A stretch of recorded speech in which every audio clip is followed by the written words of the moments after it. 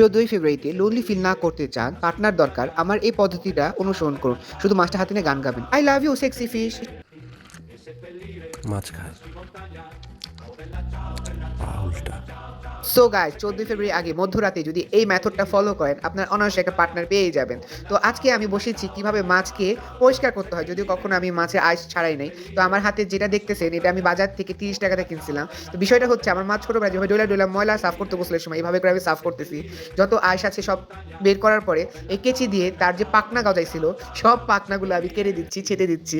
কিছু করার নাই। কারণ পিপিলিকা পাখনা গজায় মরিবার তলে। এখন আমি কি থেকে কি বলবো আমি জানি না। পরে ল্যাঞ্জাটা কাইটা দিলাম আপনাদের কথা বলতে।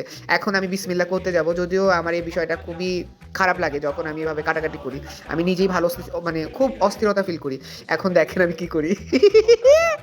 I don't know আমি কেন এ ধরনের একটা এক্সপ্রেশন দেই। কিন্তু আমি হুট করে যখন এটার ভিতর থেকে একটা ফুলকো টাইপের বের করি, আমি যা লজ্জা পাইছি কারণ আমার এদিকে অন্য কিছু মনে হচ্ছিল।